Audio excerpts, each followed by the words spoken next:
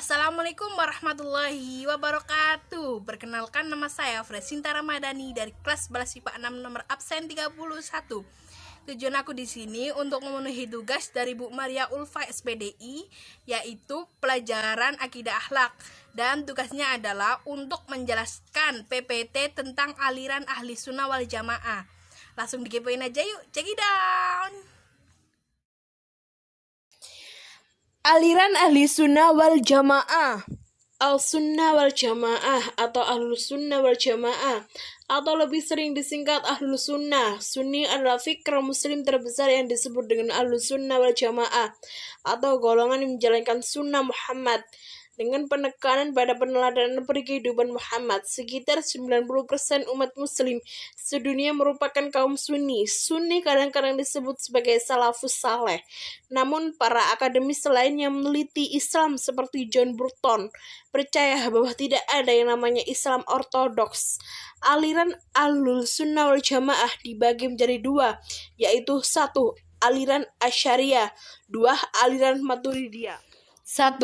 Aliran Asy'ariyah.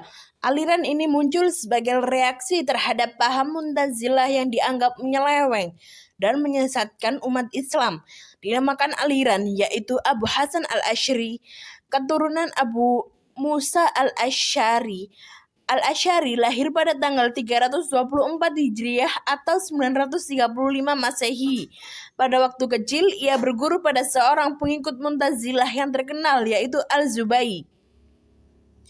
Aliran ini ia ikuti hingga usia 40 tahun dan tidak sedikit pun hidupnya digunakan untuk mengarang buku-buku tentang Mu'tazilah.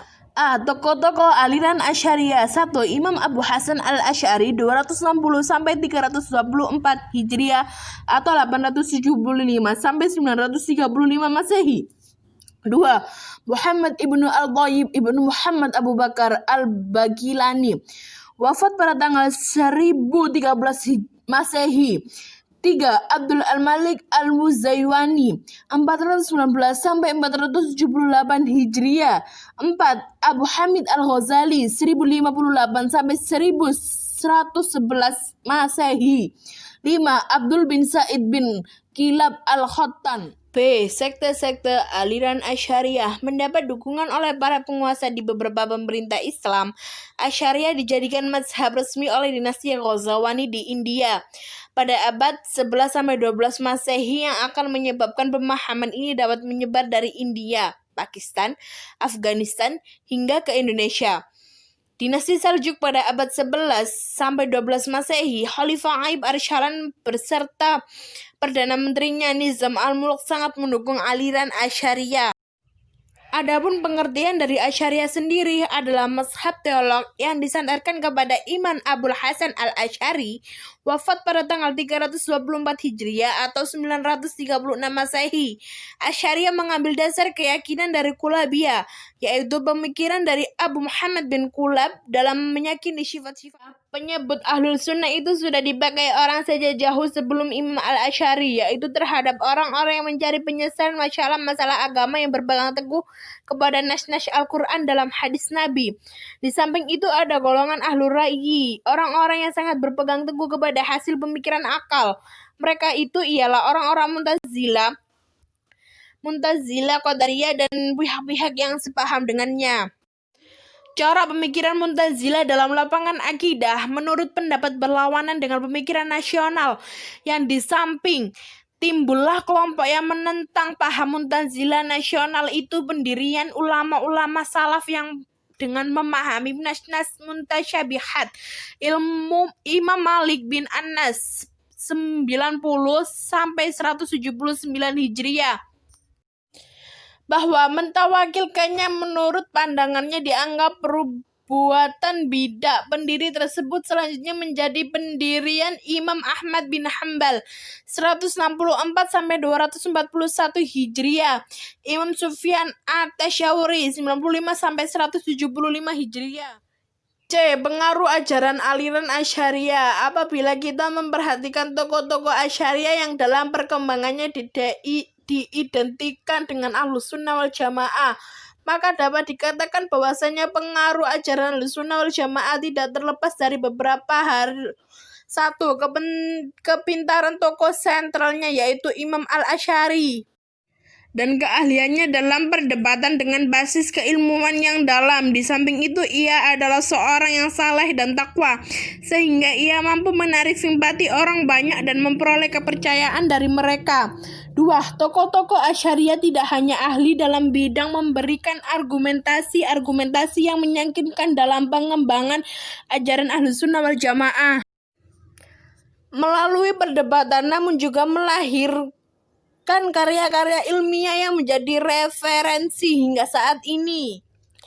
Dua, aliran Maturidiyah. Aliran Maturidiyah didirikan oleh Muhammad bin Muhammad Abu Mansur. Ia dilahirkan di Maturidi, sebuah kota kecil di daerah Samarkand, Uzbekistan. Al-Maturidi mendasari pikirannya dalam soal-soal kepercayaan kepada pikiran-pikiran Imam Abu Hanafi yang tercantum dalam kitab Al-Fiqh Al-Akbar dan Al-Fiqh Al-Bads, serta memberikan ulasan-ulasannya terhadap kedua kitab-kitab tersebut. Al-Maturidi meninggalkan karangan-karangan yang banyak dan sebagian besar dalam lapangan ilmu.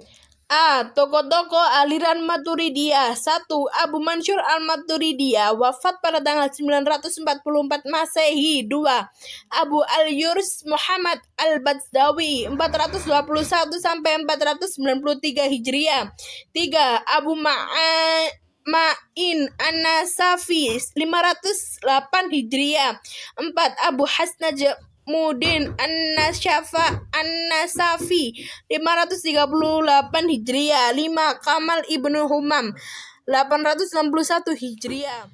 B. Sekte-sekte aliran Maturidiyah. Sekte aliran Maturidiyah dibagi menjadi dua golongan, yaitu 1. Golongan Bukhara dan 2. Golongan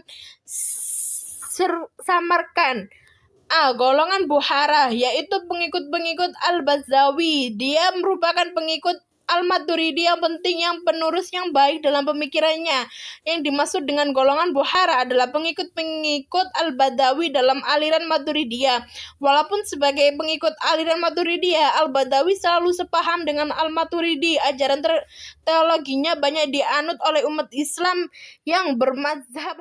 Golongan Samarkand, yaitu pengikut-pengikut Al-Maturidi sendiri, pahamnya lebih dekat kepada Asy'ariyah, sebagaimana pendapatnya tentang sifat-sifat Tuhan.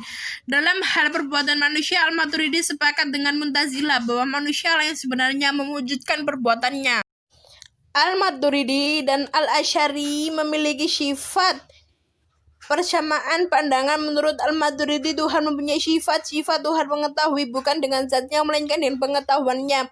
Begitu juga Tuhan berkuasa dengan zatnya, mengetahui perbuatan-perbuatan manusia. Al-Maturidi sepakat dengan golongan Mu'tazilah bahwa manusia lah yang sebenarnya mewujudkan perbuatan-perbuatannya. Apabila ditinjau dari sini, Al-Maturidi berpaham Qadariyah. Al-Maturidi menolak paham-paham Mu'tazilah. Antara lain, Maturidiyah tidak sepaham mengenai pendapat Mu'tazilah mengatakan bahwa Al-Quran itu makhluk.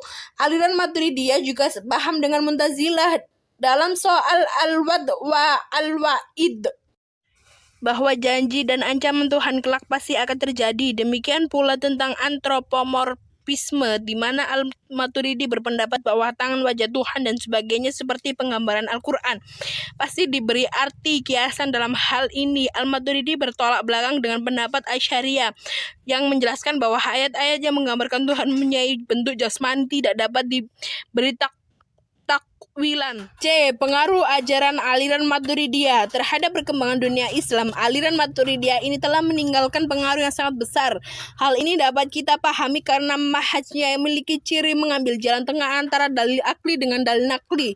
Di samping itu, aliran ini juga berusaha menghubungkan antara fikri dan amal, mengantarkan pengenalan pada masalah-masalah yang diperselisihkan oleh banyak ulama kalam, namun masih berkisar pada satu pemahaman. Untuk dikritisi letak-letak kelemahannya, keistimewaan lainnya yang juga dimiliki Maturidiyah, bahwa pengikutnya dalam perselisihan atau perdebatan tidak sampai saling mengkafirkan sebagaimana Qadariyah. Sekian dari saya untuk menjelaskan PPT tentang aliran Ahlussunnah wal Jamaah, dan saya pribadi mengucapkan minta maaf apabila ada perkataan atau bahasa yang saya ucapkan kurang berkenan. Saya meminta maaf sebesar-besarnya. Sekian, terima kasih. Wassalamualaikum warahmatullahi wabarakatuh.